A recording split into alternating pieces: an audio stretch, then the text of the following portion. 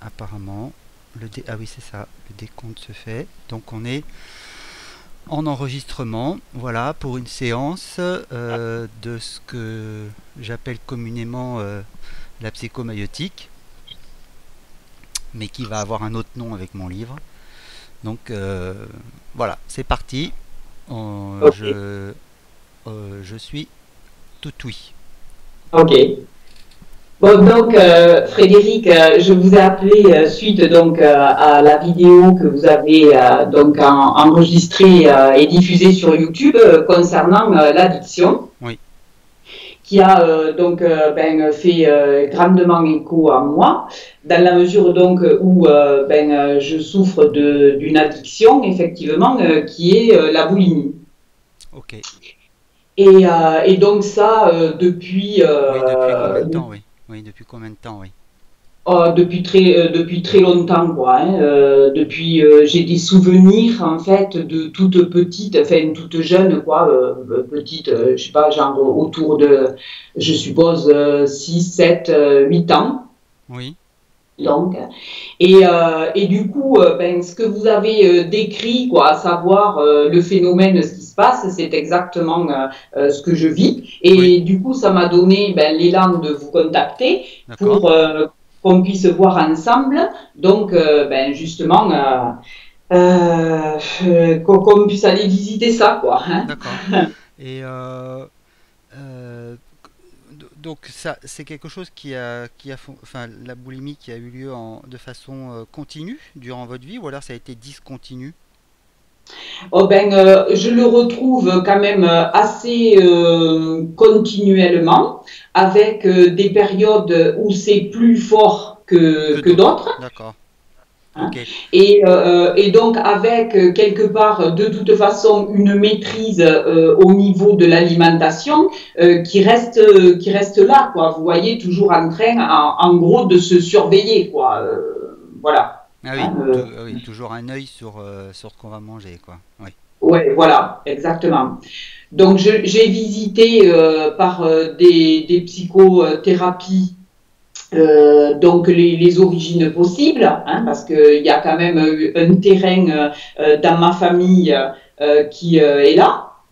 Bon, j'ai beau eu visiter tout ça, en fait, en finalité, le fait de le savoir ou d'amener certaines choses à la conscience n'a néanmoins pas réglé le problème, quoi, je d'accord. dirais. Hein. Et, quand vous étiez petite, du coup, il y a, est-ce que vous avez conscience d'un déclencheur précis? Non, ça Non. non. D'accord, ok. Donc de toute façon, inutile de fouiller dans le passé, c'est pas la peine, on va perdre du temps. Et ça, on n'arrivera pas de toute façon à trouver. Voilà, il faudrait des mois pour chercher et du coup, ça sert à rien, on perd du temps.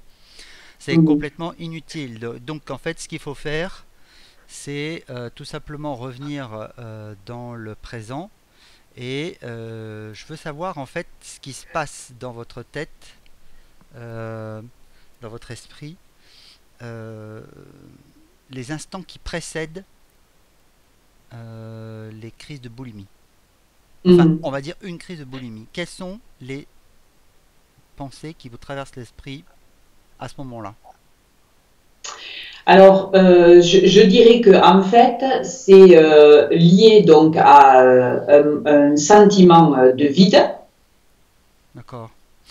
Sentiment de vide, ok, il y a autre chose? J'allais dire, et d'ennui.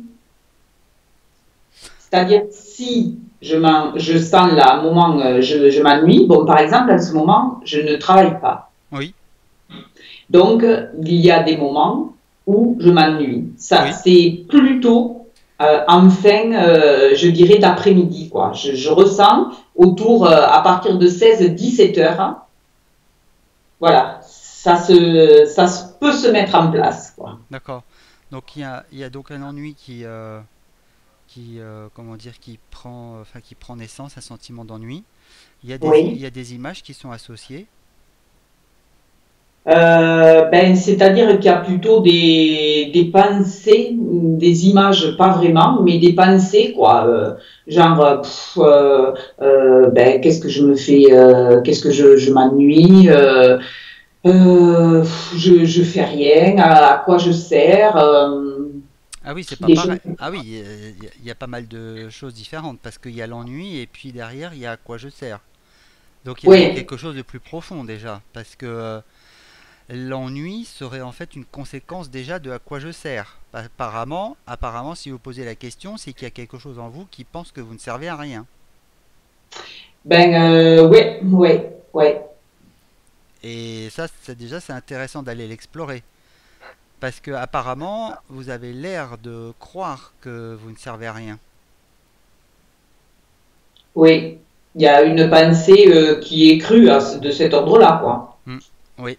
Et du coup, est-ce que c'est le cas? Donc on prend l'affirmation je ne sers à rien Hmm. et on va dans ce sens-là puisque apparemment il y a une partie en vous qui a l'air d'abonder dans ce sens-là. Donc allons-y consciemment.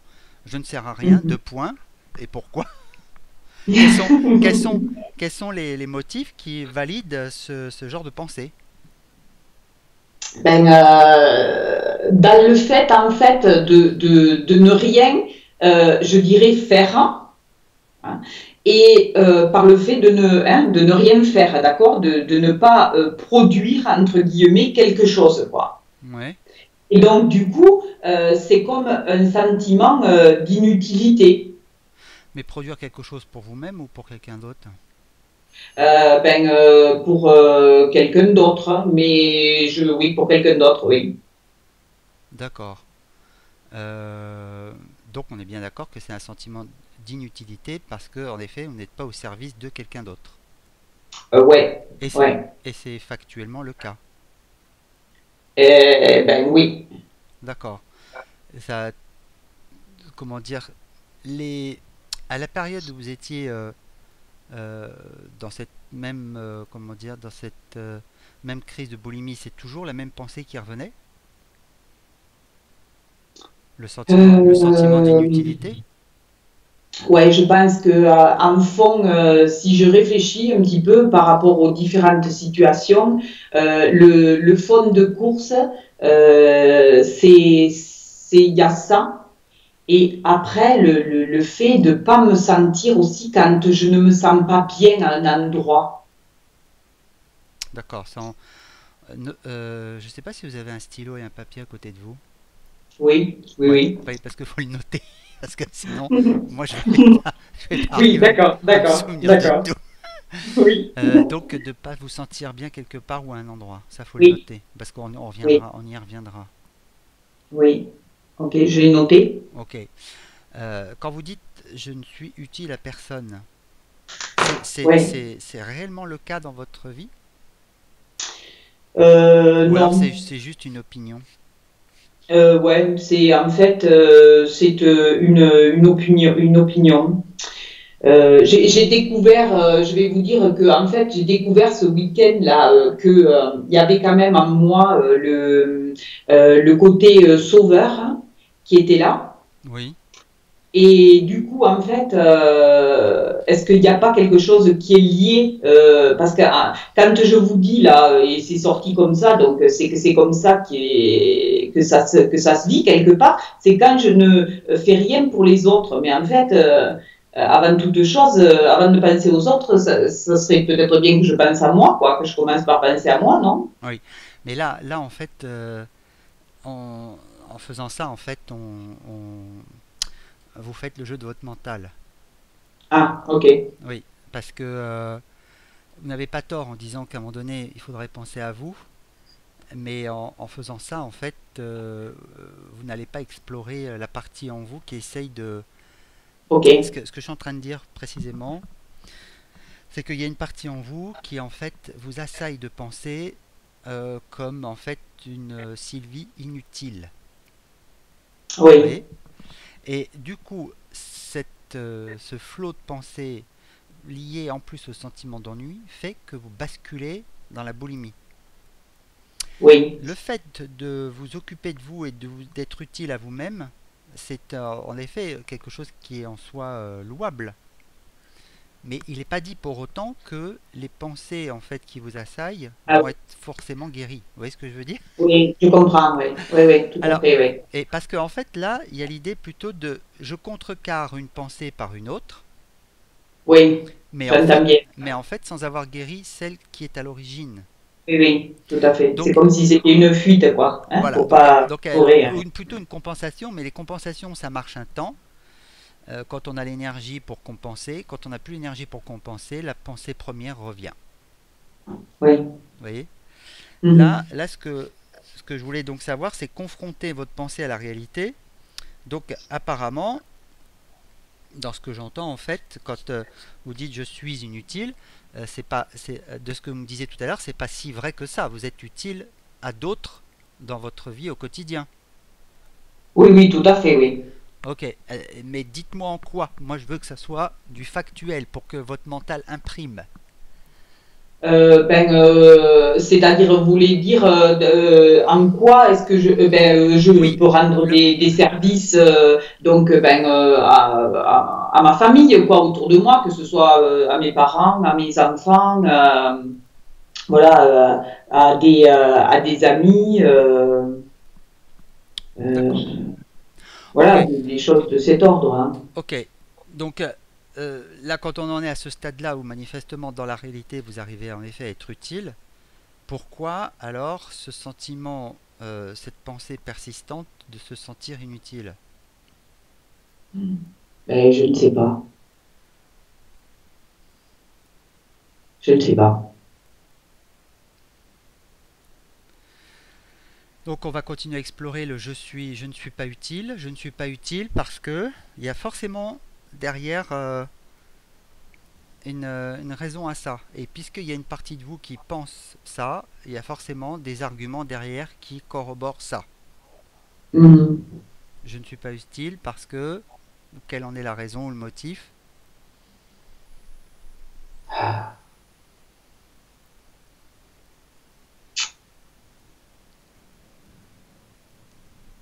Mais c'est vraiment comment en fait, à partir du moment où je m'arrête, vous voyez, où ce corps s'arrête de Ok, s'activer de quelque chose, voilà, ok, bam, il y a l'inutilité ok, qui ok, revient, quoi, vous voyez? d'accord, ok. Et en fait, c'est pas l'inutilité par rapport spécialement aux autres, c'est l'inutilité tout court. Ouais, C'est-à-dire que je ne fais rien, point, ouais, ou j'ai rien à faire, on va dire. ouais, ouais. Ouais, ouais c'est super important de préciser, parce que si c'est l'utilité par rapport aux autres, dans ces cas-là, il y a des arguments qu'on peut trouver qui vont dans le sens et le sens contraire. Là, c'est plutôt l'inaction.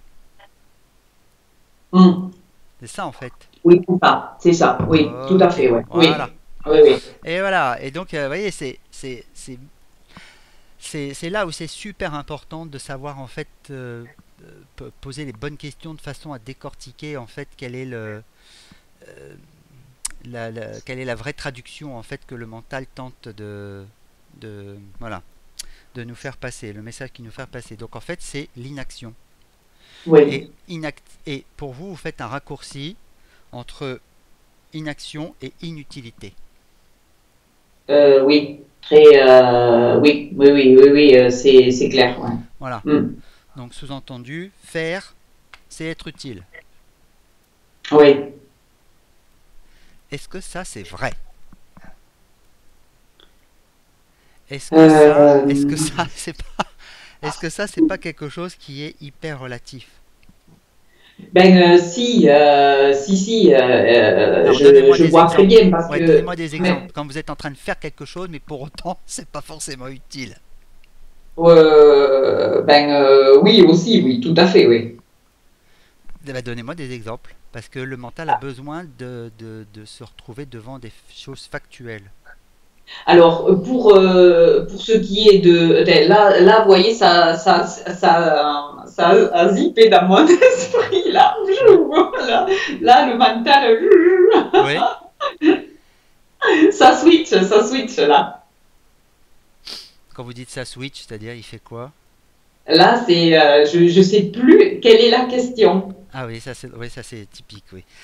Ah ouais. Donnez-moi des exemples quand vous êtes en train de faire quelque chose, mais que ce faire quelque chose n'est pas forcément quelque chose d'utile.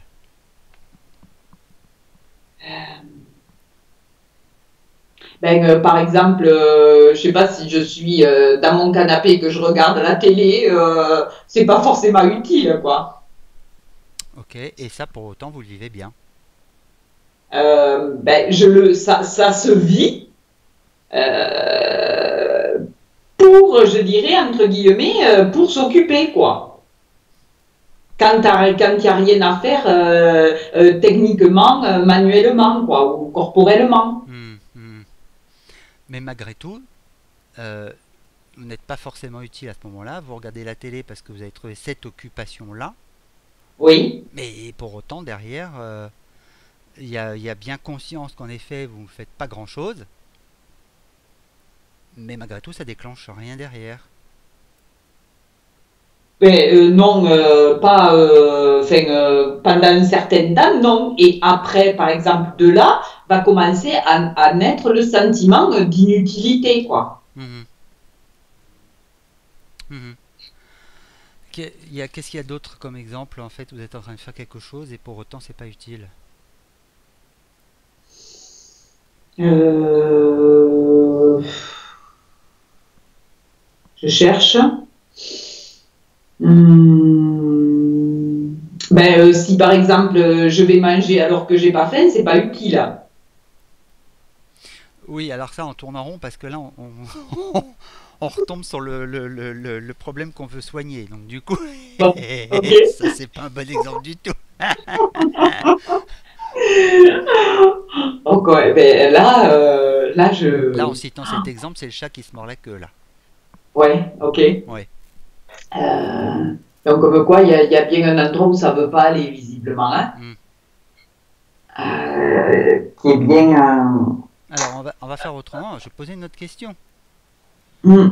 Euh, euh, Pourquoi voyez-vous l'inactivité comme un problème?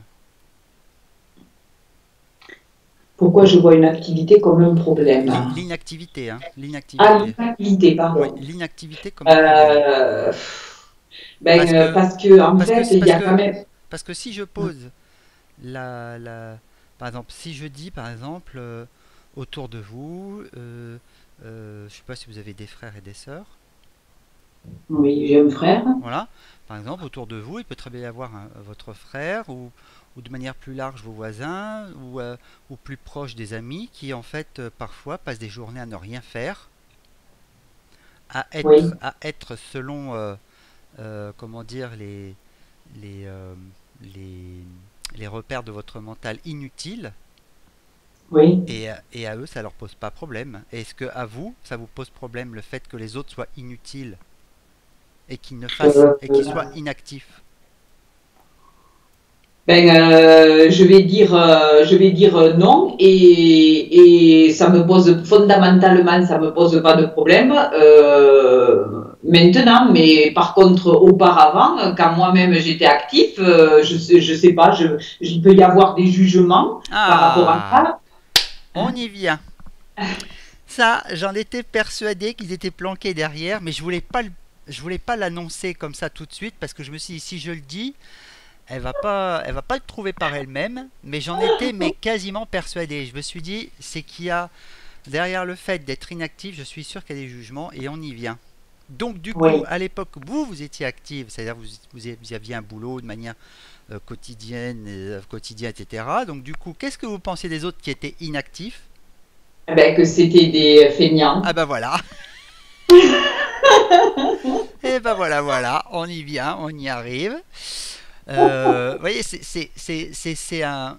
Le mental, il est très rigolo parce que c'est quand on va dans un côté et puis qu'il essaye de mettre un cul-de-sac et qui vous fait croire qu'en fait il y a vraiment un cul-de-sac, c'est pas grave, on essaye de contourner ailleurs, on arrive toujours en fait à retomber à un moment donné où il se fait en fait piéger par ses propres bref, par ses propres Oui. structures. Parce qu'à un moment donné, forcément, il a forcément des failles et on arrive toujours Même s'il essaye de mettre des obturateurs un peu partout, il y a toujours un endroit où on peut y avoir accès. Et donc en fait, voilà, donc ce sont des fainéants. Oui. Il y a autre chose à part les fainéants? Ben, mais qu'est-ce qu'ils vont, genre, qu'est-ce qu'ils vont devenir? Ils se rendent pas compte. Enfin, il peut y avoir tout ce genre-là de choses. Bon, ce qu'il faut de toute façon savoir, c'est que j'ai été élevée aussi dans une famille où ne pas travailler, c'est pas possible, quoi. C'est-à-dire ne rien faire, Et voilà. hein, c'est pas possible, Et ben hein, voilà. d'accord? Voilà. Et ben là voilà la source. Mhm. Là voilà la source. Ce qui est, ce qui est, on vous a éduqué à ça. Là voilà la vraie source en fait dans laquelle vous avez été éduqué. C'est-à-dire que vous avez comme référence dans votre esprit, votre mental a été formaté comme ça. Dans la vie, hors de question de rester inactif. Il y a toujours quelque chose à faire. Oui. Et ceux qui ne font rien, ce sont des feignants, des bons à rien. Et je suis sûr qu'il y a une myriade de jugements derrière, une cascade Tout de à jugements. fait. Voilà, on est bien d'accord. Oui, Mais là où on va essayer maintenant de casser les codes, parce que maintenant, là, on a mis la main dessus. Hein. Vous voyez, oui. faut pas chercher plus loin. Hein. Mhm. Ça vient de là.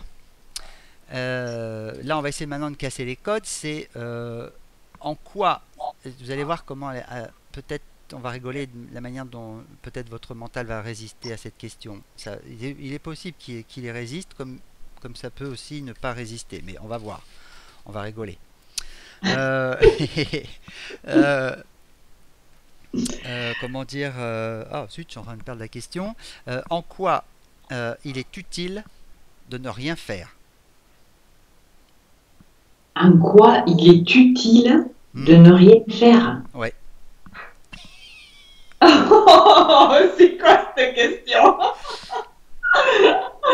En quoi il est utile de ne rien faire? Oui, en quoi ne rien faire peut être utile? Ben, Et là, déjà là, et là, faut vraiment une. ben, ça sert à un peu se reposer Déjà, et aussi. d'une, j'attendais ça en premier lieu. C'est en effet l'inactivité et en effet la première source de repos, même en état d'éveil, pour que le corps en effet puisse prendre le temps de se reposer, de se régénérer. Faut pas oublier quand même que bon, certes, c'est pas l'activité en elle-même qui ruine le système immunitaire, c'est plutôt le stress qui y est associé. Mais voilà, quand il y a à un moment donné trop d'activité physique ou une suractivité physique, le corps finit par s'épuiser. Donc Oui, l'inactivité lui permet de temps en temps, en effet, de pouvoir se régénérer, même si en effet il n'est pas en train de dormir. tout à fait. Et ça, c'est utile. Oui. What else, comme dirait Clooney. Après, ben, ça permet aussi de poser justement son esprit et puis de pouvoir éventuellement réfléchir à d'autres choses. Hein, voilà. On est bien d'accord. C'est là aussi que c'est dans ces phases-là où en effet on a l'esprit disponible pour pouvoir et l'énergie aussi, parce que c'est pas quand on est en train de faire quelque chose qu'on peut réfléchir en même temps à autre chose. Mhm. Ça veut dire qu'en effet il y a des moments où en effet on peut s'isoler comme ça dans la journée et puis même s'arrêter volontairement un quart d'heure, une demi-heure, trois quarts d'heure, peu importe le temps qu'il faut, mais parce qu'on a besoin en effet de décompresser, on a besoin un peu de revenir à soi et Mhm. éventuellement d'aller plonger dans un sujet en effet qu'on n'a pas le temps de couvrir d'habitude. Mhm. Alors après là je vous ai donné une troisième réponse hein, qui est de revenir à soi, Oui. mais ça apparemment c'est quelque chose qui vous est difficile. Ben, disons que oui, disons que je peux revenir effectivement à moi, mais mais pas trop longtemps, en gros quoi, hein, Eh oui, voilà, oui hein, parce qu'il n'y a pas que ça à faire non plus, et hein. voilà, c'est ça. Voilà, derrière, il y a les injonctions paternelles ou maternelles qui disent oh, bon, c'est bon quoi, hein, la loisiveté, ça va. Allez, Bouge-toi les fesses. voilà, c'est ça. Donc, mis à part ça, après l'inactivité, en quoi peut-elle encore être utile? Vous êtes utile en tous les cas, là, parce que là, il faut vraiment le centrer sur vous. À bouquiner aussi, non, c'est pas faire s'ouvrir à autre chose, quoi, en fait. Hmm.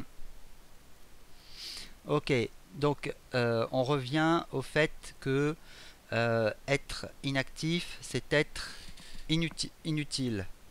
Mm. Comment, quand vous prononcez cette phrase, ça résonne maintenant? Ça résonne plus tout à fait pareil, quoi, hein. Est-ce que ça, vous le sentez dans votre corps ou pas? Oui, oui, oui, oui, oui, oui, Ça, oui, oui, ça, parce que là, il y a des choses qui ont lâché, quoi, hein. ça se traduit corporellement par quoi? Moi, c'est ça que je veux savoir. Je Euh, suis, ben, euh, je suis en, en chiant, hein. fait, non, non, non, non, non. En fait, tout d'un coup, quoi, il y a plus autant, il y avait comme une forme de Ce- tension. Pression. Hmm. Et, et là, quoi, en fait, il y a quelque chose de plus détendu, quoi, Et hein. voilà. Et dans quelle zone? Ça s'est passé plutôt au niveau du ventre, là, vous voyez? Ok, ok, donc au niveau du ventre. Ok, Mm. le siège, le siège par définition de beaucoup d'émotions, enfin surtout les émotions les plus profondes. Euh, euh, Si on va faire un exercice en live pour voir justement pour tester. Mm. Là, vous êtes assise quelque part confortablement, on est Oui, bien oui, d'accord, hein? je suis confortablement assise, oui, Voilà, tout à fait. pas avachie, mais assise. Non. Non, non, vous imaginez bien que comme ça. Ce que vous allez faire, c'est que vous allez fermer les yeux. Alors là, je vais vous un petit peu, on va passer dans une phase de relaxation, c'est voulu parce que le temps que vous puissiez descendre euh, petit à petit dans un ressenti plus profond. On est d'accord? Oui, ok. Alors, après, pour me répondre, vous pouvez juste faire ça me suffit. Mais il Mhm. faut convenir d'un code. C'est-à-dire que si vous me dites non, c'est par exemple, et oui, ça va être Ok? Ok. Voilà. Comme ça vous évite de parler. Et moi, comme ça va me permettre de pouvoir. Après, quand je vous poserai une question bien précise, là, vous pourrez me répondre. Mais pour l'instant, il faut absolument qu'on rentre à l'intérieur et qu'on se remette dans une situation que je vous dirai dans laquelle vous mettre mentalement, Mhm. justement pour voir ce qui se passe dans un ressenti plus profond, pour voir si c'est vraiment quelque chose qui a bougé. Voilà. On est d'accord? Ok. Bon, alors la première des choses, c'est ne contrôlez absolument pas votre respiration, mais amusez-vous à l'observer. Et quand je dis s'amuser à l'observer, c'est juste sentir l'air frais qui rentre par le nez et l'air chaud qui en ressort. Et ça, en laissant le rythme naturel se faire, comme si c'était un balancier naturel.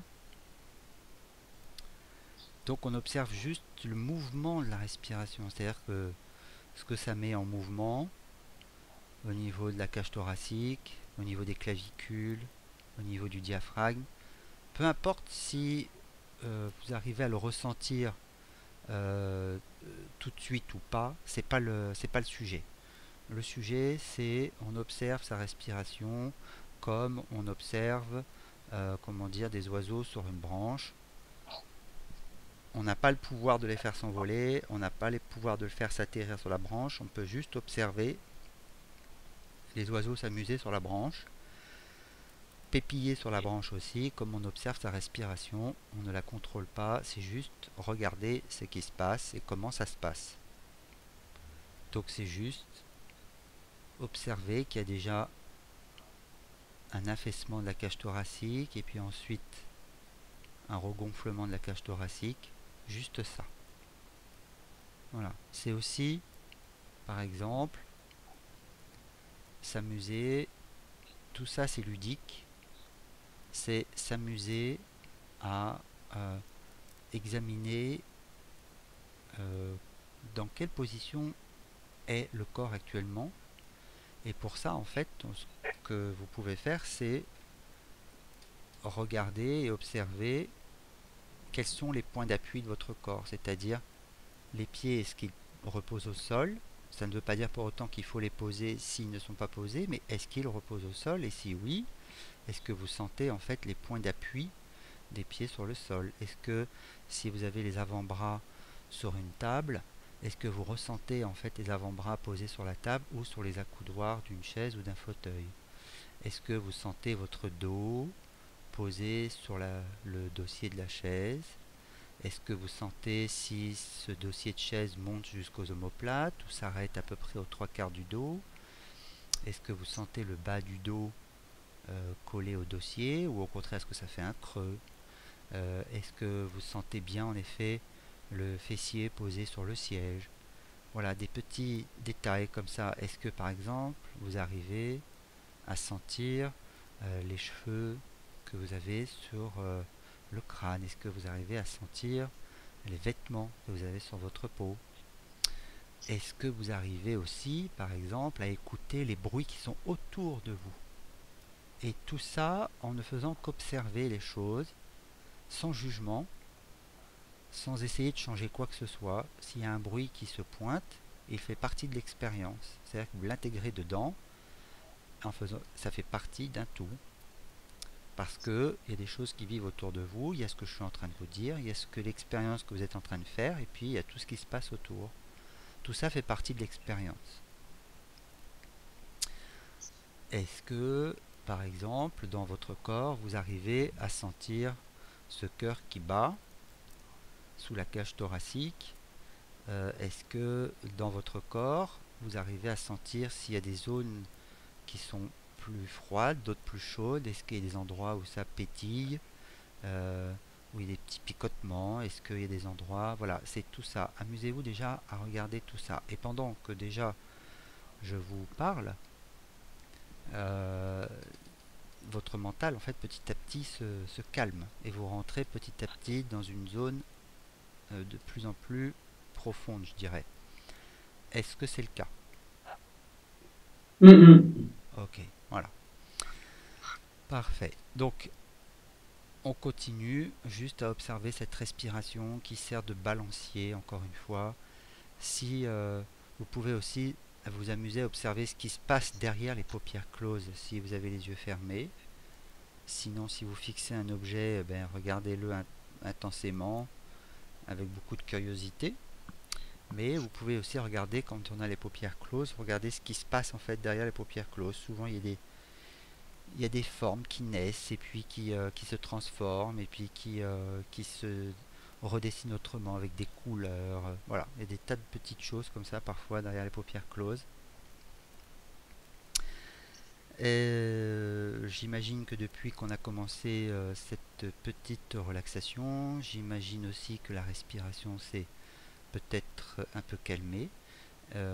Notez aussi, regardez aussi et observez aussi pour voir si en fait elle a changé d'amplitude.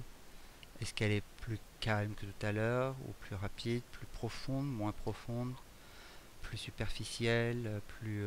voilà. Ça aussi, vous pouvez noter et voir si elle a changé aussi son rythme. Très important. Voilà. Donc on va refaire un petit exercice. Là, c'est une mise un petit peu en condition pour rentrer petit à petit à l'intérieur et puis calmer un peu le mental. Reprenez une expérience ou récente où en fait vous avez succombé à la boulimie parce que vous aviez ce sentiment d'inutilité et d'ennui combiné. Voilà, reprenez un moment où vous vous souvenez d'un moment un peu particulier où en fait étaient conjoints ces deux sentiments-là, inutilité et ennui, et observez. Alors, ce que vous pouvez faire, c'est, quand je dis observer, c'est vous avez la capacité, exactement comme un projecteur, de faire un arrêt sur scène, un arrêt sur séquence, un arrêt sur image, et puis de revenir en arrière, et puis de dérouler rapidement, de renrouler très rapidement, ou au contraire de faire des ralentis. Là, ce que je veux, c'est que vous fixiez votre esprit sur 30 secondes de scène, c'est-à-dire entre le moment où d'un seul coup les pensées vous tarabustent, l'esprit, et le moment en fait où vous décidez de passer à l'acte en fait et de comment dire euh, commencer à manger de façon intense et voilà. C'est juste 30 petites secondes, voire même 20 petites secondes, ou juste pour essayer voilà, d'être dans ce ressenti de ce moment-là, de ce basculement-là, entre le moment où vous êtes en train de ressentir l'ennui et l'inactivité, et donc forcément tout ce qui s'ensuit derrière, enfin tout ce qui s'ensuit, tout ce qui était censé s'en suivre derrière, mais peu importe si c'est encore d'actualité ou pas, c'est juste pour vérifier ce qui se passe au niveau du ressenti, si ça le même, si vous avez le même vécu qu'avant ou pas, c'est ça que je veux savoir. Et essayer de regarder en effet ces 30 secondes là pour voir comment ça vit en vous. Est-ce que ça a la même intensité qu'à l'époque? Est-ce que la sensation de jugement est aussi forte qu'avant? Ou au contraire, est-ce que vous vivez ça de manière plus distante et plus reculée en disant tiens, je le vois, je me vois faire, je me vois penser, mais ça n'a plus le même impact.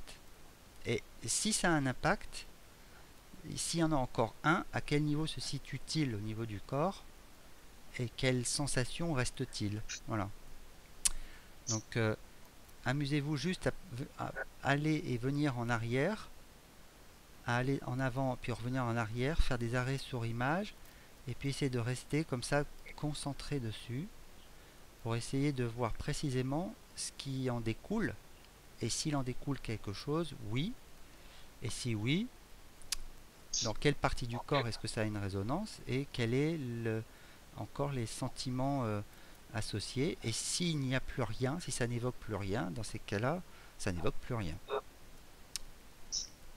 Donc je vous laisse juste comme ça une petite minute pour essayer de ressentir pleinement quand vous êtes juste dans cet instant-là, avant de basculer dans l'ingestion de nourriture.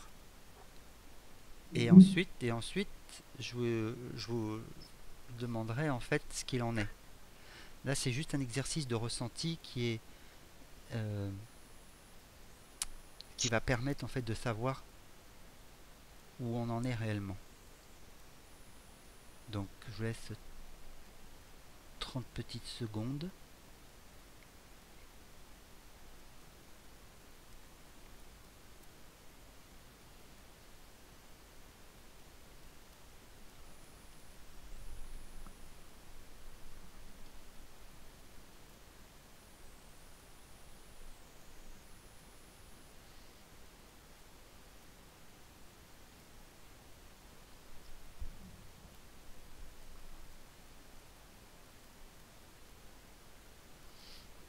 Ok.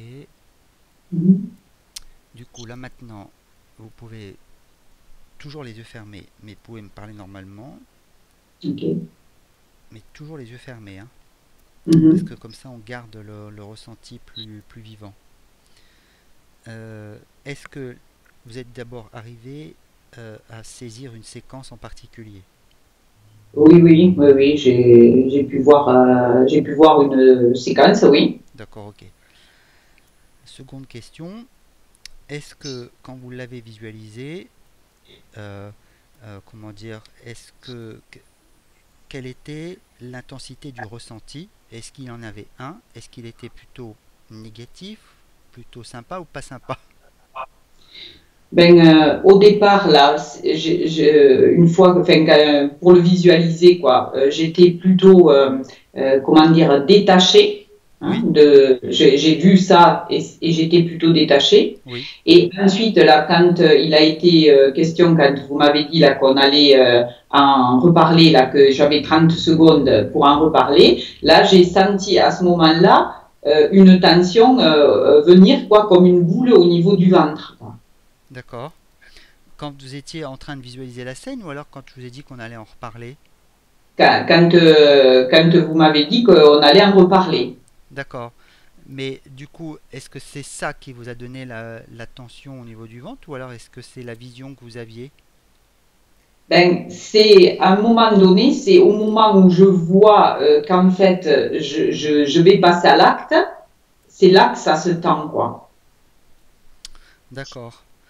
Et comme si c'était quelque chose où il y avait encore un léger blocage qui n'était pas réglé. Ben, comme en fait, ouais, voilà, ça revient encore, quoi, en fait. Mhm. Là, vous vous êtes vu faire comme si c'était en fait quelque chose que vous faisiez d'habitude et que vous aviez, comment dire, et que vous aviez l'impression en effet que ça allait recommencer. Oui, C'est ça? oui, D'accord.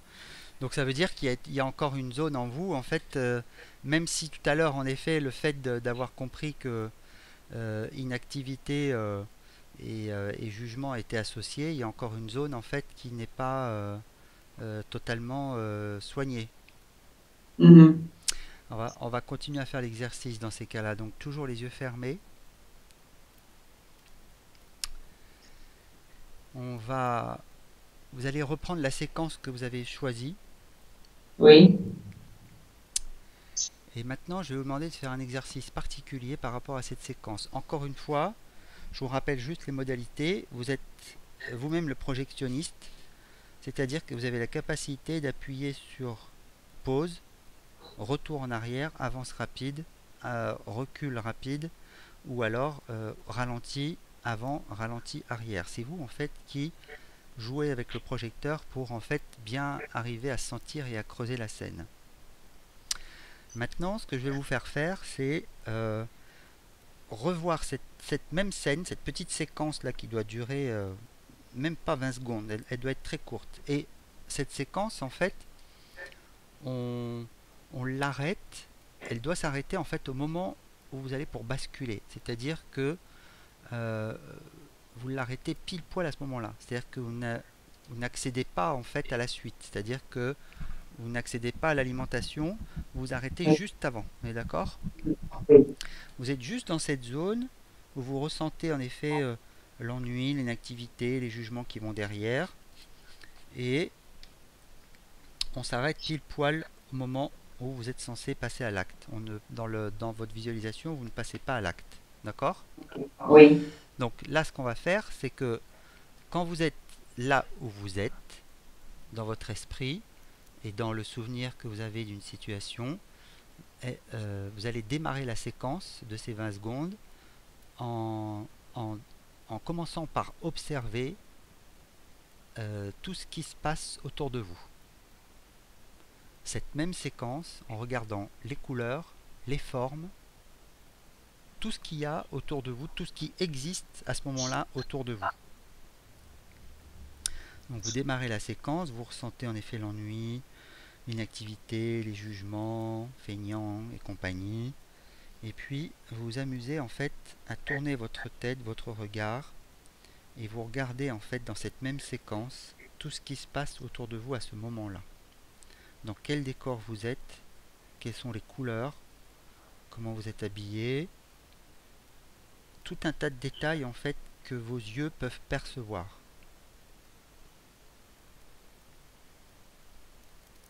Je vous laisse le temps de Mhm. le faire. Vous avez le droit de faire des retours arrière, comme j'ai dit, avance rapide, avant, arrière rapide. Que vous avez le droit de faire des pauses, pause sur image pour fixer quelque chose. Mais prenez le temps d'observer tout ce qui se trouve autour de vous, tout ce qui existe autour de vous à ce moment-là. Objets, couleurs, formes, tout. Et prenez bien le temps d'observer ça. Et vous arrêtez juste avant de passer à l'acte. C'est ça qui est important. Quand vous estimez avoir pris le temps de regarder tout ce qu'il y a autour de vous, à ce moment-là, vous me rembobinez la scène au tout début et quand vous aurez fini et estimé que votre comment dire votre tour de vision en fait est fait, et vous avez rembobiné, vous me le dites en me disant c'est fait. Moi j'attends.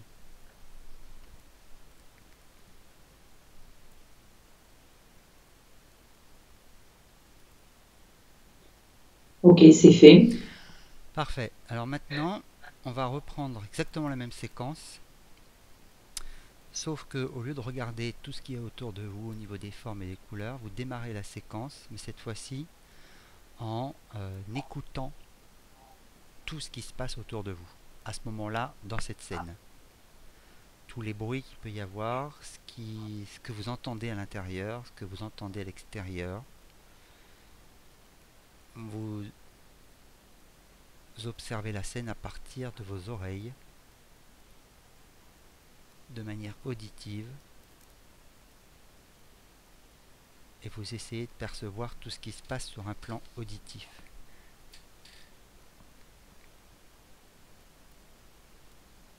Et là, je vous laisse encore une fois gambader intérieurement. Mhm. Et quand vous pensez avoir terminé la séquence audition, vous me le dites et puis vous remettez le film en arrière au point zéro.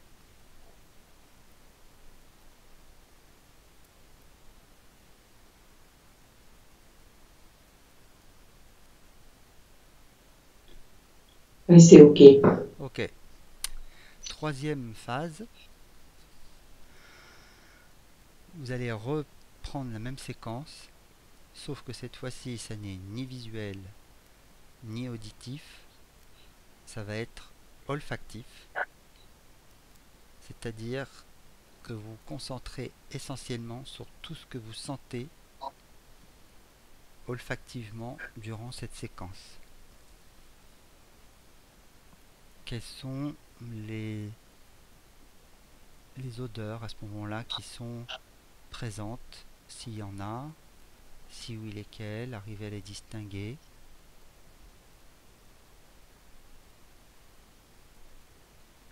Pareil, avance, arrière, comme vous voulez, c'est vous qui régulez le film avec des ralentis, des pauses possibles. Et tâchez de voir si il y a quelque chose sur un plan olfactif que vous arrivez à percevoir. Et vous êtes juste dans l'enregistrement de ce qui se passe sans faire de commentaires. C'est comme ça. Et quand vous avez fini ce plan-là, vous me le dites.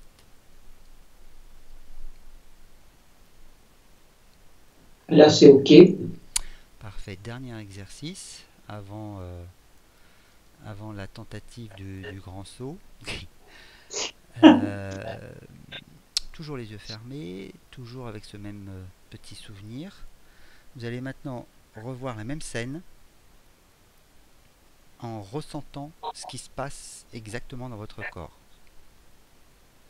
À quel endroit ça se situe, quelles sont les sensations, jusqu'où elles vont, est-ce qu'elles sont éphémères, est-ce qu'elles ont un mouvement de vague, où elles vont, elles viennent, ou alors au contraire, est-ce qu'elles sont persistantes, ces sensations au niveau du corps? Est-ce qu'elles ont un effet pulsatile ou pas du tout? Quelle zone précisément ça concerne? Essayez de ressentir pendant cette petite 20 secondes de séquence à quel endroit le corps ressent des choses et de quelle manière il les ressent.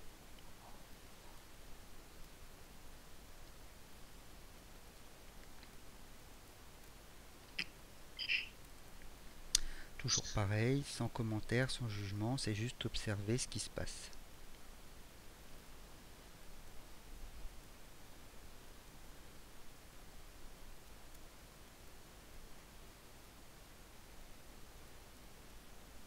Ok. C'est bon? Ouais. Bien, bien, bien. Alors maintenant, voilà. On va prendre une respiration. On oublie pour l'instant tout. L'écran est devenu de nouveau noir. On revient à maintenant. Vous observez toujours votre respiration.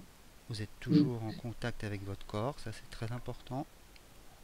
oui, Toujours savoir dans quelle position il est, ce que vous ressentez là maintenant, du chaud, du froid, du picotement ou pas. Donc, quels sont les points d'appui? Est-ce que votre dos est appuyé toujours au dossier? Est-ce que des choses ont changé? Est-ce que vous avez changé votre façon de vous positionner? Bref, on revient dans votre corps ici et maintenant. On prend le temps de prendre 2 ou 3 respirations conscientes, c'est-à-dire qu'on observe vraiment sa respiration de manière plus aiguë que tout à l'heure. On prend conscience qu'on est cette respiration. C'est pas seulement quelque chose qui se fait tout seul, mais qu'on est avec cette respiration. Et maintenant, l'exercice que je vais vous demander est le suivant. Et là, il ne faut pas être dans le forcing. Il faut juste se laisser guider et ne surtout pas réfléchir. C'est surtout pas ce qu'il faut faire. Et c'est pour ça que pendant l'exercice, je vais vous demander quand vous voyez que ça bloque, de retourner à votre respiration. C'est justement pour que le mental n'intervienne pas, parce qu'il n'a aucun pouvoir sur cet exercice-là. C'est justement le contraire, c'est le fait qu'il abandonne son pouvoir qui va vous permettre de pouvoir basculer dans autre chose. Donc surtout, ne vous dites pas il faut absolument que je le réussisse, parce que rien que ça va le planter. Au contraire, c'est je suis là, Frédéric me demande de faire une chose et j'attends de voir ce qui se passe. Je ne sais pas ce qui va se passer dans mon esprit à ce moment-là, et je n'en ai aucune idée, et s'il ne se passe rien, c'est pas grave, je me détends, et je continue à respirer consciemment et j'attends que ça arrive, parce que ça doit arriver tout seul. C'est pas l'effort ni le résultat d'une pensée. On est d'accord? oui, Vous avez toujours les yeux fermés, on est d'accord? oui, Vous êtes toujours en contact avec cette respiration? oui, Oui. Parfait. On redémarre la séquence au moment où je vous le dirai. Seulement, et vous l'arrêtez juste avant de basculer. Et au moment où je vous le dirai, en fait, au moment de démarrer la séquence, ce que vous allez faire pendant cette petite séquence que vous pouvez encore une fois manœuvrer comme vous voulez, c'est juste avant de toucher aux aliments, vous l'arrêtez pile poil à ce moment-là. En fait, il faut laisser faire votre conscience pour trouver une solution au moment où vous allez basculer dans je me jette sur les aliments. Redémarrez la séquence. Souvenez-vous de tout ce que vous avez vu, entendu, senti, ressenti. Servez-vous de tout ça et laissez faire votre conscience pour trouver une solution qui fasse qu'à un moment donné, vous changiez de comportement et d'attitude. Laissez faire la séquence et laissez faire votre conscience. Elle va vous guider. Elle va vous dire en fait comment en effet trouver quelque chose qui vous convient et qui permette de vous guérir de cette situation. Mais pour ça, il faut juste visualiser, respirer et laisser faire sa conscience. C'est elle qui va vous guider et trouver une solution pour régler le problème, pour ne plus vous jeter sur les aliments. Remettez-vous en mémoire ce que vous avez ressenti au niveau du corps, ce que vous avez vu autour de vous, les couleurs, les formes, les objets. Remémorez-vous ce que vous avez entendu, ce que vous avez senti. Et si vous sentez que ça bloque, vous revenez au début de la scène et on repart.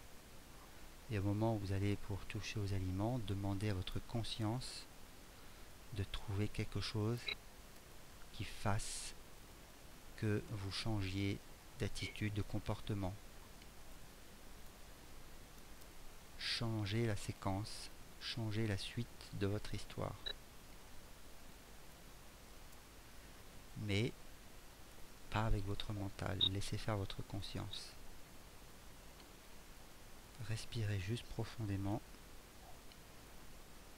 et laissez-la faire.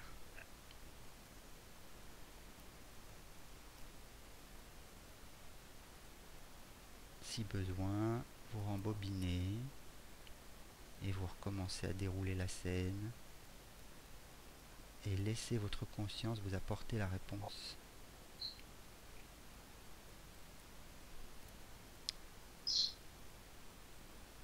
Si à un moment donné vous sentez que vous avez réussi l'exercice et que quelque chose s'est modifié, vous pouvez me le signifier. Ouais, mais c'est ok, Parfait. ça s'est produit. Ouais. Vous restez les yeux fermés. Mhm. Vous revenez à votre respiration ici et maintenant, là, dans votre corps actuel. Oui. Vous sentez votre respiration. Quand je dis vous la ressentez, c'est-à-dire que vous l'observez. Son rythme, sa profondeur,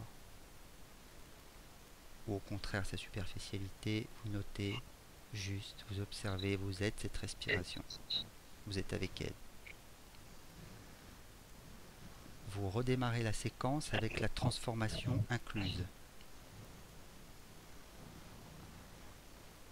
Et vous la répétez autant de fois qu'il le faut dans votre tête, en accéléré comme vous voulez, ou alors avec des pauses sur image, de façon à ce qu'elles deviennent ancrées dans votre esprit. Comme une réalité. Mm. Et en répétant la séquence avec la transformation, vous notez ce qui se passe au même moment dans votre corps, dans votre esprit. Qu'est-ce qui a changé? Qu'est-ce qui s'est modifié? Et vous regardez de nouveau autour de vous en même temps. Vous rassemblez en fait les mêmes choses qu'au début, sauf que là vous pouvez tout mélanger en même temps, c'est-à-dire odorat, ressenti kinesthésique, l'auditif et le visuel. Et notez ce qui a changé entre l'avant et l'après. Enregistrez tout ce que vous pouvez enregistrer comme si c'était quelque chose que vous aviez fait réellement. Comme si cela était survenu dans la réalité.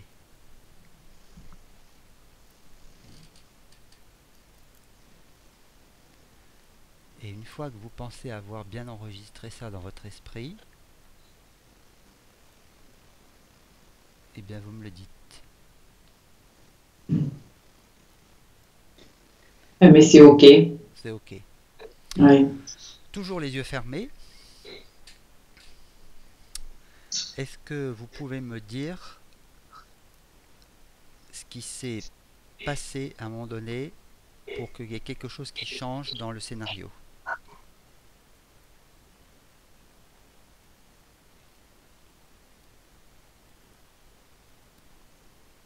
Ben, en fait, il y a le moment où je vois l'action, si vous voulez, de se lever pour aller chercher la nourriture. Ok.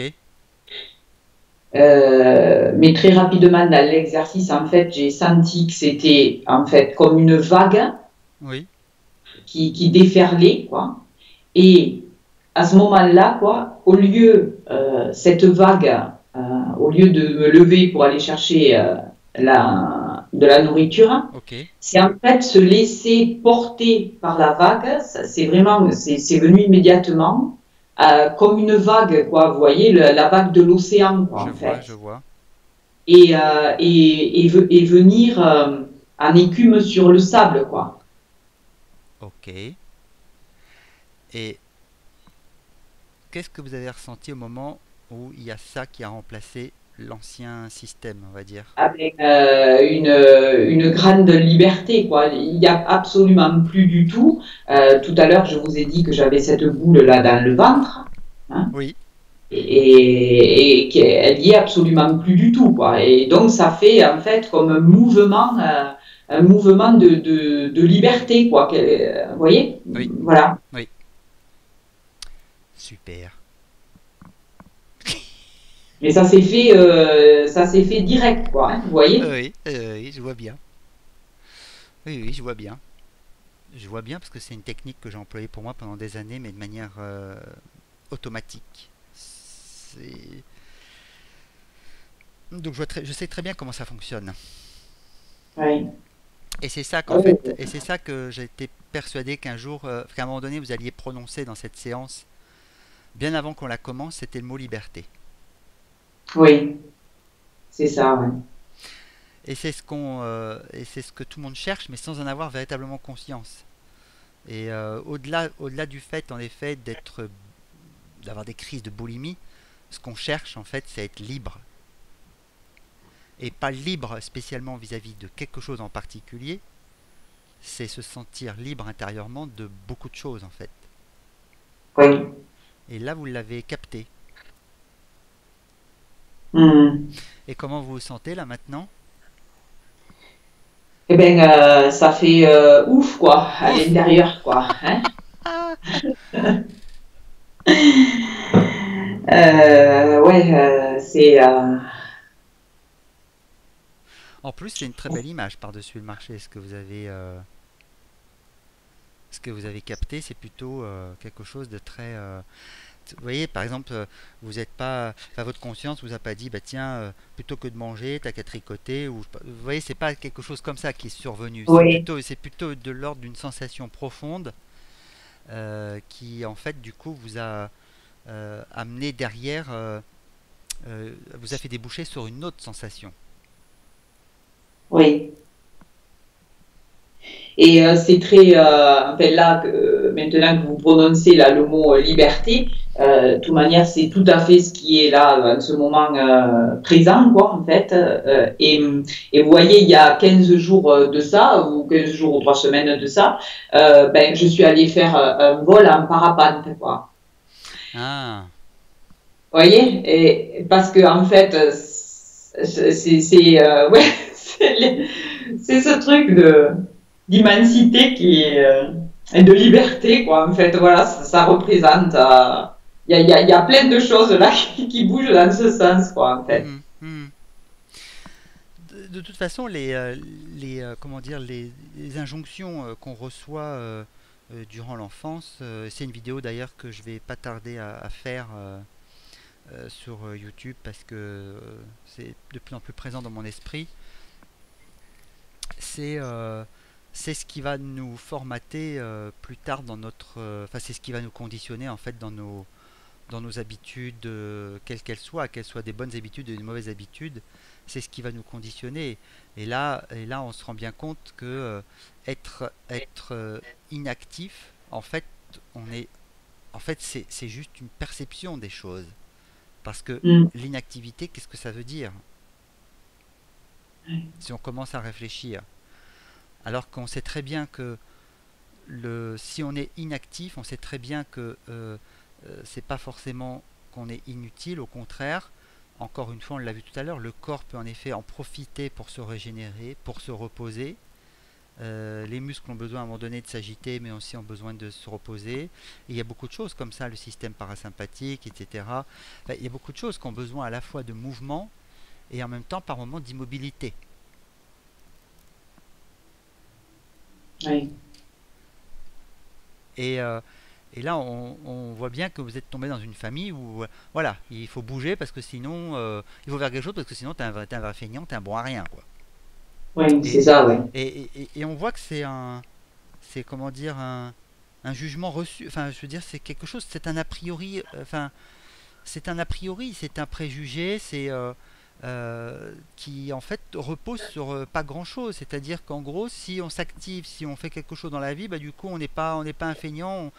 Ah, bah, dans ces cas-là, on peut dire la même chose des cambrioleurs. Ils sont actifs. Ah, c'est une idée, ça. Vous voyez, c'est pour autant, je suis pas sûr que ce soit pas des feignants. Mais bon, vous voyez ce que je veux dire, tout ça, c'est très subjectif en fait. Ouais. Il y a des choses qui se passent dans le monde où les gens agissent. Pour autant, ce sont des vrais feignants. ils font, ils font la manche parce qu'ils n'ont pas envie de faire autre chose et parce que là, pour le coup, et par exemple, hein, c'est pas forcément tout le temps vrai. On peut faire la manche pour différentes raisons, je suis d'accord, mais là pour le coup, je suis pas sûr que pour celui qui a envie de faire la manche parce qu'il n'a pas envie de faire autre chose que ça, euh, là en effet, on peut peut-être éventuellement le taxer de feignant. Voilà. Vous voyez ce que je veux dire? Oui, bon. Mais, mais, Oui, mais mais, moi, c'est pas le cas, par exemple. mais pour autant, il fait quelque chose. Oui, oui, oui. Il fait la manche. Vous voyez, tout ça, c'est très relatif. Seulement, quand on met pas le doigt dessus et qu'on n'arrive pas en fait à cerner d'où vient véritablement la source, et quand je vous ai posé la question au début, quelle en est la source pendant votre enfance, vous m'avez dit, ça remonte à, mais impossible de savoir en fait. Eh bien si, parce qu'en discutant avec vous, en fait, on a réussi à cerner que c'était juste en fait un des conditionnements reçus des parents qui était voilà. Mais ça aurait pu être tout à fait autre chose, hein. Oui, oui, tout à fait. Oui. Hmm. Oui, maintenant, quand vous me dites ça, moi, dès toute petite, de toute façon, j'avais des choses à faire, quoi, hein. Ben voilà. C'était réglé comme du papier à musique, quoi. Donc, j'ai été vraiment, voilà, comment dire, c'est une croyance, un formatage. Mon corps, c'est ça, quoi, hein. Voilà, hein, il faut faire quelque chose, quoi. Oui. Et là, il y a vraiment l'idée que vous étiez enfermé par ça parce que derrière, il y avait un jugement qui était euh, si je ne fais rien, je suis donc une fainéante, une bonne à rien, etc., etc. Du coup, ça entraîne de la frustration parce que c'est pas vrai. Mhm. Il faut juste se rappeler le paradigme dans lequel je fonctionne, mais je, je pense que c'est n'importe quel état l'esprit de l'humain fonctionne de la même manière. Quand il y a quelque chose de faux qui vous tarabuste l'esprit, vous, votre souffrance se perpétue. Quand il y a une vérité qui s'installe dans votre esprit, le sentiment de libération en fait s'ensuit. Donc quand vous êtes en train de penser je suis inutile, je ne fais rien, donc je suis une fainéante et une bonne à rien, si ça amène de la souffrance et du stress, c'est Mhm. que c'est une pensée qui est absolument fausse.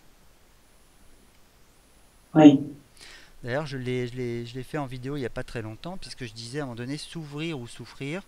Rappelez-vous, oui. souffrir, reprenez le F du faux, votre mental vous Mhm. raconte n'importe quoi et vous souffrez. S'ouvrir, c'est quand à un moment donné, votre esprit a touché du doigt la vérité, et là vous avez le V de vrai, avec Oui. s'ouvrir. Voilà, c'est tout bête, mais si vous souffrez, c'est que votre mental est en train de vous raconter absolument des sornettes par rapport à une perception de quelque chose en fait qui n'a plus lieu d'être. Mhm. Euh, quoi d'autre sinon pour revenir un peu à notre moulin. Et là ben, sur quoi je vais rebondir, c'est par rapport à ce que j'ai noté tout à l'heure. Vous savez, quand je vous ai dit, c'est quand je me sens pas bien dans un endroit. Ah Hein. oui, Et oui, ben, en fait, je vois, je comprends tout à fait, parce que en fait, c'est exactement la même chose, quoi. C'est-à-dire que, vous voyez, chez moi, en vivant petite, les frustrations que je vivais. oui, J'y ai mis sans doute de la nourriture pour taire ça. oui, Et c'est ce qui se passe. Vous voyez, c'est un rappel en fait quand je suis dans une situation comme ça. En fait, ça me rappelle ces mêmes perceptions que dans l'enfance et ça se traduit sur ce même état compulsif, quoi. d'accord, d'accord. Et là, quand vous repensez à ces souvenirs d'enfance là, euh, ou alors quand vous repensez que vous êtes dans un endroit et que du coup vous y sentez pas bien, etc. Là maintenant, quelle perception vous en avez? Ben là, ça plus du tout la même perception, quoi. Hein. D'accord, d'accord. Voilà. Enfin, je le vois, quoi. Vous voyez, c'est comme si j'étais sortie de l'histoire, quoi, en C'est fait. ça, ouais, c'est ça, c'est exactement ça. Ouais, voilà, complètement, quoi. Ah ouais, je vois le film se dérouler, mais là, je suis vraiment à la caméra, quoi. Hein. C'est ça, c'est ça. Ouais. Donc du coup, pour vous maintenant, si je vous pose la question, est-ce Qu'est-ce que ça... comment poser la question d'ailleurs euh, qu'est-ce que vous pensez quand en fait on ne fait rien? Ben, je pense rien. Bah, c'est encore ce qu'il y a de mieux comme réponse.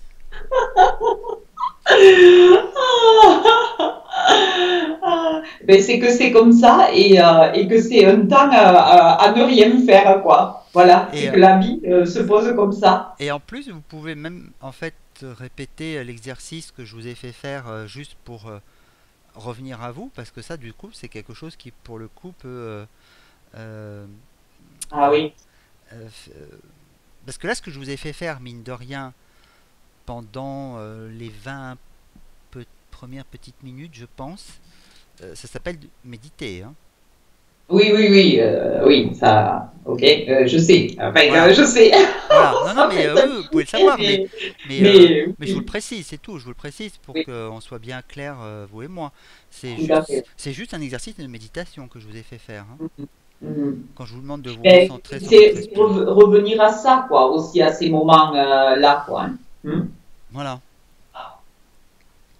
Et vous pouvez profiter de ces moments justement d'inactivité physique pour en fait revenir à l'intérieur de vous et, euh, et là, ce que vous avez, enfin, je, bon, je vous ai fait faire un exercice qui a été celui que je vous ai fait faire dérouler, mais ça c'est quelque chose que maintenant vous pouvez euh, avoir comme acquis et Hmm. refaire cette expérience, mais pour plein d'autres choses de votre vie. Ouais, tout à fait, oui. C'est un outil là que je vous ai donné. Je vois bien, oui. Ouais, parce que vous voyez, si vous reprenez une autre séquence qui vous plaît pas, et puis vous dites tiens ça, je veux transformer ça parce que c'est une situation qui me plaît pas, qui me fait souffrir, et vous pouvez très bien en effet répéter l'exercice et de manière en effet à pouvoir trouver en fait à l'intérieur une solution. Hmm. Oui. La seule chose, c'est que si ça concerne, si l'exercice concerne vous et une tierce personne, la tierce personne ne peut rien changer dans son scénario. Ok. Vous ne pouvez rien modifier de ce que fait l'autre ou dit l'autre. Ouais, ok. Oui, bon. La seule chose que vous pouvez modifier, c'est votre réaction ou votre perception des choses. C'est tout. Mhm. Parce que sinon, ça serait super facile. Et en plus, ça serait le mental qui récupérerait ça. Si vous amusiez en fait à dire ah bah tiens l'autre il m'a dit ça, ça me plaît pas, bah tiens je vais me concentrer, je vais faire comme Fred il a dit, et puis voilà, bon maintenant j'y suis, donc on va transformer la scène, et puis l'autre en fait il va plus dire ça, il va dire autre chose. Ça marche pas. Ça marche pas. Parce qu'il faut que l'autre reste ce qu'il est, il faut que la réalité reste ce qu'elle est. C'est votre façon de la percevoir qui doit être modifiée. Donc c'est vous qui devez changer quelque chose à l'intérieur de ce scénario. Mhm. Et ça, c'est quelque chose que j'ai pratiqué depuis tout petit et jusqu'à ce que je fasse ma formation, une formation en sophro et que je me rende compte de ça. Et ça n'a rien à voir avec la sophrologie. Parce que quand je parle de ça à ma prof, elle dit non, ça c'est pas de la sophrologie. Elle dit je sais pas ce que c'est que ta soupe. Ben, je dis ma soupe, c'est quelque chose que moi-même j'ai fait sur moi-même pendant des années et des années, mais de manière automatique et bien avant d'apprendre la sophrologie. Et, euh, et du coup, j'ai appris à faire ça. Parce que quand il y avait quelque chose qui ne me plaisait pas, je reprenais la scène et j'essayais sans arrêt de changer ma façon d'y répondre. Si c'était un échange verbal, j'essayais de répondre autre chose. Et puis je me dis, si je réponds ça, est-ce que ça me calme? Est-ce que ça me libère? Non, je sentais que ça ne me libérait pas, alors j'essayais autre chose. Vous voyez?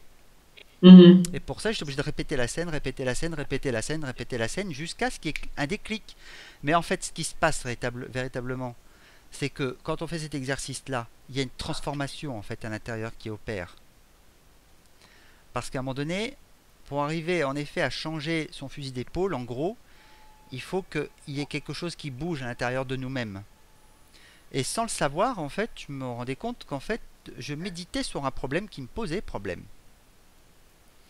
Et Oui. que c'était ma façon, en fait, parfois de changer mon positionnement intérieur qui faisait que j'allais réagir ou j'allais prononcer une phrase et me dire mais voilà, c'est ça, c'est ça. Et puis à ce coup, la libération venait.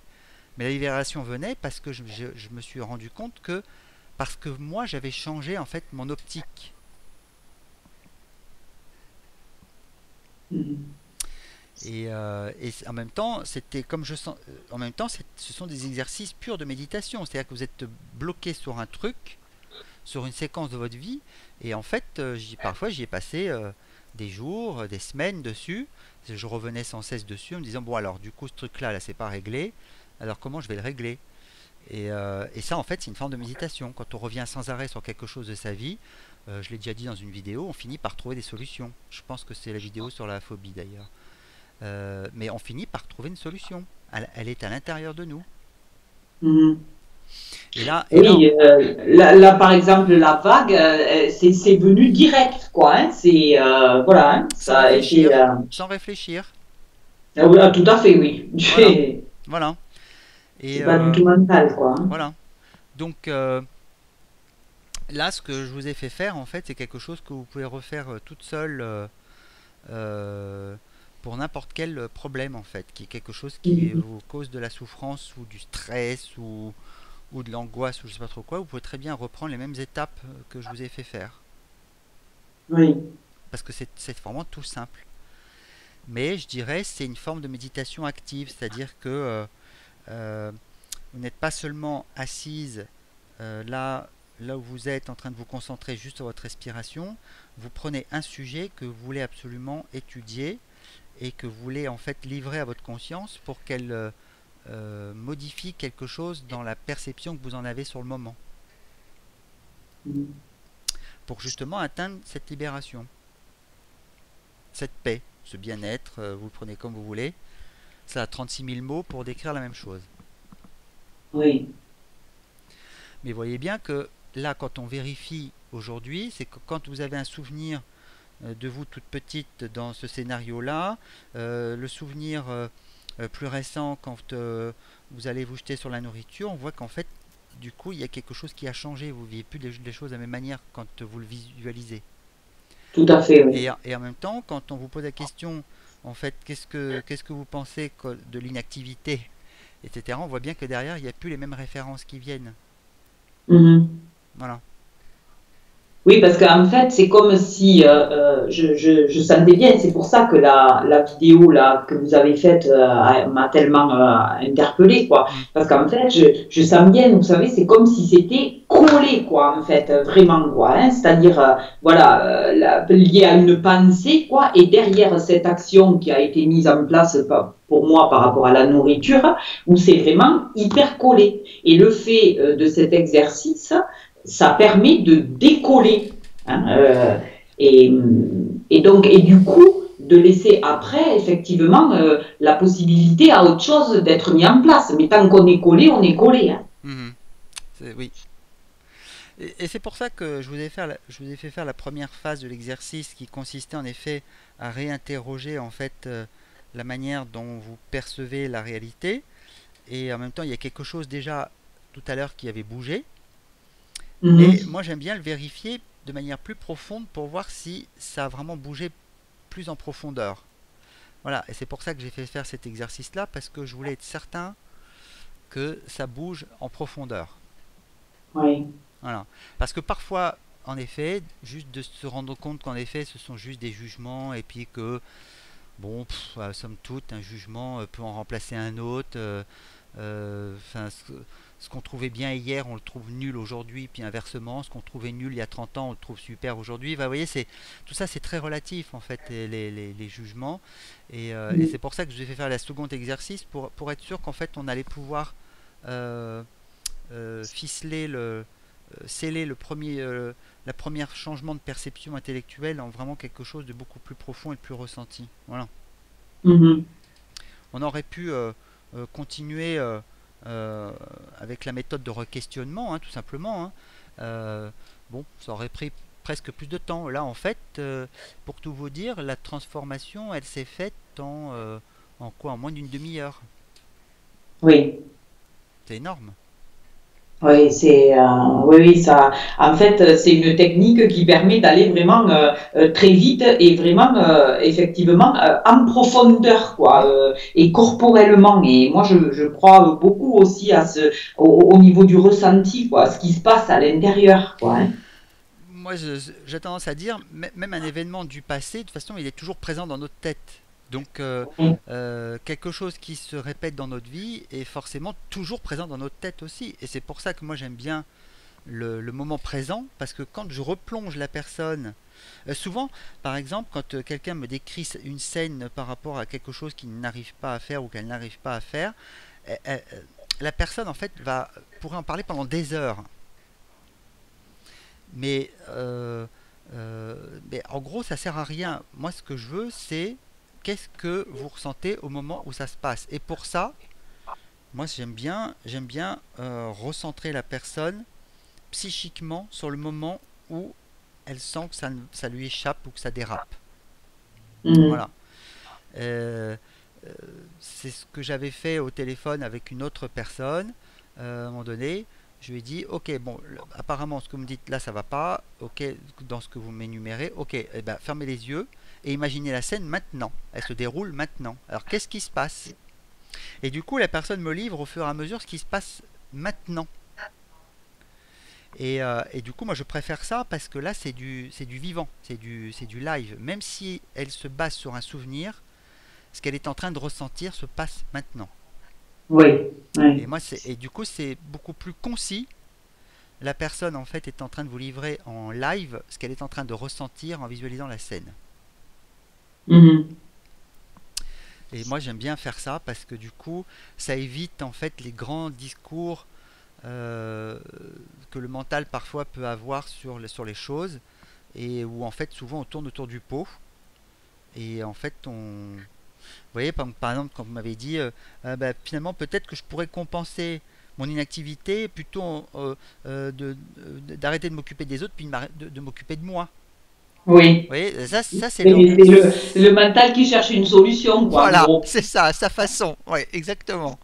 Voilà, mais c'est en fait une solution de compensation, c'est-à-dire que voilà, j'essaye de compenser ça par ça, mais ça ne marche pas parce que Ouais.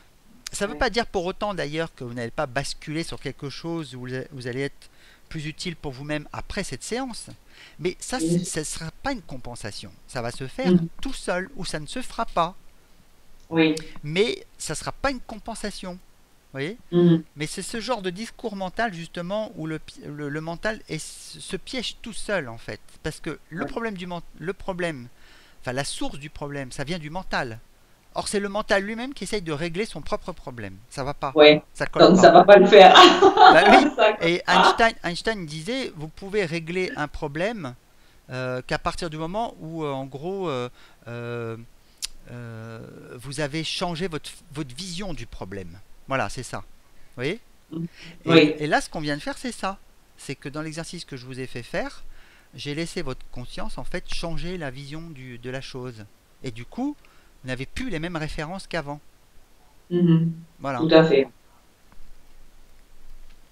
Vous voyez, puis dans la séance, il n'a pas fallu. En gros, à partir du moment où on a commencé, à partir du moment où vous avez fini et que vous avez trouvé la solution en vous, on a mis 1h10, je crois. Mhm. Ça va vite. Oui. Et, euh, et le but à chaque fois de tout ça, voilà, c'est de trouver la paix et ce sentiment de liberté. Oui, oui, oui, oui, oui, ben oui, le fondement du fondement, c'est ça, parce que c'est ce que nous sommes, de toute manière, des êtres libres, Mm. hein, Donc, et seulement envoilés par nos conditionnements, quoi. exactement. Et ce qui appelle fondamentalement, ben c'est ça, quoi, Et puis là, c'est- si on y réfléchit bien dans votre scénario, c'était horrible parce que en fait, vous n'aviez jamais droit en fait à des moments de repos, des vrais moments de repos, hormis le sommeil. Vous n'aviez pas le droit en fait de trouver des moments dans la journée à ne rien faire, juste à regarder, je sais pas, moi le train passer, par exemple, ouais, ou la machine tourner. Moi, ça m'arrive, hein, je mets une machine en route et puis je m'assieds devant et puis je la regarde pendant un quart d'heure. Et souvent, quand j'étais ado, même jeune adulte, quand j'habitais encore chez ma mère, souvent elle me voyait faire ma mère, hein, elle me voyait assis devant la machine, parfois par terre, Ouais. en train de regarder le hublot tourner. Et elle dit, mais t'as pas autre chose à faire que de regarder ça. Elle dit, c'est si passionnant que ça. Mais je dis, oh, je sais pas, moi ça me détend. Ouais. Ouais. C'est comme un feu que je vois brûler, voilà. Ça bouge, c'est jamais pareil. Ou l'eau que je vois l'eau couler d'un torrent ou d'une rivière. Je sais pas, moi ça bouge. Alors du coup, je me. Et là, dans votre scénario, c'est l'horreur parce que ces moments un peu, je dirais, de rêverie, de retour à soi, de calme, où le corps se détend, respire, vous voyez ce que je veux dire, où le mental fait pareil du coup, prend, prend des vacances, se détend, respire. Vous n'y avez pas le droit. Mhm. Parce que si vous le faites, c'était sous-entendu, je suis une feignante. Tout à fait. Je suis une bonne à rien, etc. Mais c'est horrible. Bah, évidemment que au bout d'un moment, il se passe quelque chose qui est de l'ordre de la frustration. Enfin, on va dire plutôt à l'envers. La frustration vous pousse à essayer de trouver quelque chose pour retrouver un sentiment de bien-être. Bah oui, parce que à la source, il y a des jugements. Ouais. Et en fait, le bien-être n'arrive jamais. Oui, parce que Et de les toute con... manière, après, je vous dis pas, hein, entre le sentiment de Eh ben voilà. culpabilité, Eh ben voilà. donc ça n'arrête pas, quoi, en fait. Voilà, Hein, c'est ça. Parce que non seulement la frustration première qui est que je veux pas, voilà, je veux compenser ce sentiment de mal-être, du coup je mange pour essayer de retrouver un sentiment de bien-être, mais finalement en fait ça le fait pas, puisqu'après en effet il y a la culpabilité qui vient, et puis le problème n'est pas réglé, parce que on recommence ça la fois d'après. tout à fait. Et là ce que j'espère c'est que le prochain moment d'inactivité, vous allez pouvoir l'apprécier pleinement, regarder les nuages passer, la pluie tomber, le vent souffler entre entre les herbes. Je prends un temps pour dire ça parce que je ne sais jamais si c'est le vent qui s'amuse avec les herbes ou les herbes qui s'amusent avec le vent. C'est pour ça que je suis en train de réfléchir. Parce que... Enfin, bon, bref. Vous voyez, c'est justement profiter de ce moment-là en disant tiens, ben, un moment de détente parmi les moments où je me laisse absorber par mon mental ou alors au contraire dans mes activités. Et voilà, et profitons de ce moment-là, quoi. Laissons, Mhm. accueillons-le avec plaisir et loin de tout conditionnement. Parce que c'est vrai que quand on y réfléchit, euh, être tout le temps, se sentir tout le temps obligé de faire quelque chose pour ne pas passer ou pour ne pas ressentir les jugements du mental, mais c'est horrible. Il y a jamais de répit là-dedans. Oui, Il n'y a aucun répit. C'est-à-dire que vous devez passer toute votre journée à faire quelque chose. Quand vous avez fini la lessive, il faut faire le ménage. Quand vous avez fait le ménage, il faut faire les courses. Quand vous avez fait les courses, il faut aller voir la voisine d'à côté parce qu'elle vous a demandé un truc, ou il faut lui rendre un truc. Quand vous avez fait ça, eh ben, il faut aller mettre de l'essence dans la voiture. Quand vous avez mis l'essence dans la voiture, il faut faire à manger. Puis quand vous avez fait à manger, il faut repasser. Enfin, en fait, vous êtes dans le faire. Vous n'avez pas le droit d'être autrement que dans le faire, quoi. C'est juste euh, horrible. c'est juste pas possible, ouais. Non, c'est pas possible. Non, mais je suis bien d'accord. Il y a des moments où en effet, ne rien faire, c'est juste bien. Moi voilà, moi je prends un malin plaisir de temps en temps à regarder le hublot de la machine tourner. Parce que Je vais faire pareil alors. Je vais aller dans le garage et ah puis je vais puis je sais pas, regarder. puis c'est tout, c'est tout, c'est le bruit de la machine, c'est le bruit de l'eau, c'est l'odeur de la lessive. Et c'est tout ça. Puis voir la lessive comme ça un peu couler sur le hublot à l'intérieur, puis voir l'eau couler. Moi je sais pas, je trouve ça. Enfin, moi, me laisse vite absorber. Hein. Je peux passer des heures, je pourrais passer des heures devant le hublot. Hein. Mhm. Mais parce que j'ai bien conscience que derrière un truc comme ça qui a l'air anodin, en fait, ce qui se passe, c'est que c'est un support pour moi de méditation et du coup, ça m'aide beaucoup.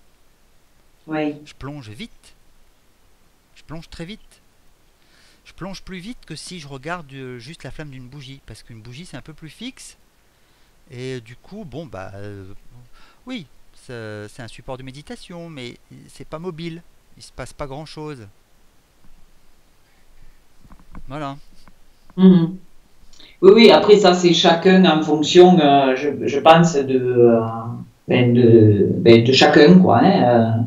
Bon, par exemple, moi je vais marcher et tous les jours quand même, hein, voilà. Et pour moi c'est un espace. Vous voyez, pendant ce moment justement où je marche, où je suis dans la nature, j'ai absolument pas du tout de besoin de m'alimenter là, par Mhm, exemple. Hein. mhm, mhm. Là, les moments de farniente, voilà, c'est vraiment le terme, hein. Ils sont aussi nécessaires que le reste. Il faut qu'à un moment donné, il y a une phase de notre journée ou de notre semaine en tous les cas où on soit dans le ressenti et qu'on puisse en fait voir où on en est déjà par rapport à soi-même. Et c'est pas dans l'action on va arriver à le faire. Oui, Au contraire, il y a des fois, on se perd aussi dans l'activité. C'est ça aussi parfois l'aspect négatif de l'hyperactivité. C'est oui, qu'on oui, tout à fait, oui. c'est qu'on se perd. Ça, Oui, ou c'est une autre forme de fuite. voilà, c'est Hein, ce que j'ai. Oui, voilà, exactement. Et ça, c'est une question d'ailleurs que j'ai oublié de vous poser au début, parce que j'aurais pu vous poser le contraire en disant, mais quel est le contraire de qu'est-ce que peut apporter en effet l'inactivité et voilà et qu'est-ce que peut engendrer l'hyperactivité. Et l'hyperactivité peut engendrer le fait qu'on se perde. Et c'est même souvent plus le cas que le contraire, hein. Je sais plus, il y avait une fois, je sais plus, j'ai lu ça dans un livre ou j'ai entendu ça quelque part, mais euh, la personne qui disait à un moment donné, un sage qui dit, si vous êtes en activité, si vous êtes dans une activité moyenne, vous aurez besoin de méditer une demi-heure par jour. Et si vous êtes dans une activité très forte, vous aurez besoin de méditer 1 heure par jour. Ça veut dire ce que ça veut dire. mhm. C'est hyper parlant. Ça veut dire que plus on est dans le faire, faire, faire, faire, plus on a besoin de séquences de méditation plus profondes et plus intenses. Parce que justement, on est trop dans le faire. Oui, ben forcément, avec l'hyperactivité, ça engendre plein de choses, plein de pensées, plein de trucs, de machins, de choses. Et donc, forcément, pour calmer après tout ça, ça nécessite plus de temps de méditation pour faire Exactement. retomber, quoi. Exactement. Voilà. Donc vous voyez, c'est exactement en fait le contre-pied opposé, diamétralement opposé en fait aux injonctions que vous avez reçues au niveau familial. Mhm. Vous voyez. Oui, oui, oui, tout à fait, oui. Seulement, on vous aurait dit ça quand vous étiez petite. Vous auriez aujourd'hui, vous m'appelleriez en disant j'arrive pas à bosser. Il faut absolument que j'arrive à bosser. Alors, il aurait fallu secouer le cocotier dans l'autre sens. Voilà. Ouais, oui. C'est de toute façon, j'ai toujours remarqué que tous les scénarios dans notre tête sont absolument disponibles. Quand je dis les scénarios, c'est la culpabilité, la tristesse, la colère, j'en passe et des meilleurs. Euh, et en fait, tout ça, c'est présent déjà dans notre esprit. Ça attend juste euh, une expérience, un fait ou une situation pour en fait s'exprimer. Oui. Ça attend juste l'occasion pour que la boîte de Pandore s'ouvre et que, euh, et que la colère s'ouvre et on va dire bah oui je suis en colère parce que non, c'est juste que là tu profites de cette situation pour justement pouvoir donner à ta colère une légitimité. Oui, Mais en c'est fait, vrai. mais en fait tu as déjà de la colère en toi. Oui, oui, Voilà. ah ben oui, oui, oui, oui, Voilà. oui, oui. Et pour tout le reste c'est pareil. Voilà. On attend juste des expériences pour légitimer en fait quelque chose qui existe déjà au fond de nous mais qui est juste latent, qui attend juste la situation j'allais dire adéquate pour en fait ressortir et s'exprimer. En tous les cas, a priori, de mon point de vue, la chose devrait être réglée. Oui, Si elle ne l'était pas, dans ces cas-là, on referait une deuxième séance identique.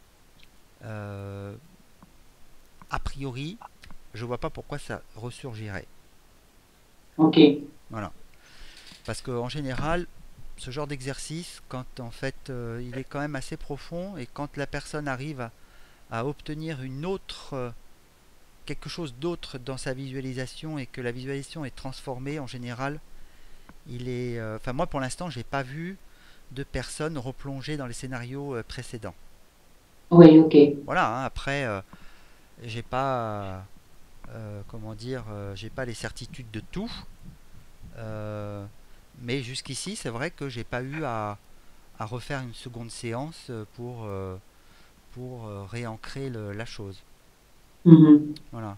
De toute façon, je vous tiendrai forcément enfin, au courant, Avec quoi. plaisir, Hein, oui, oui, avec bien plaisir, oui. sûr, le fait de savoir quoi, ce qu'il en est. Hein. Oui, oui, avec plaisir, avec plaisir. Mhm. Euh, Là, ce que je vais faire, c'est que je vais enregistrer, je vais stopper l'enregistrement audio, vidéo, parce que je ne sais pas comment on fait. Ouais. Alors, je vais essayer ça.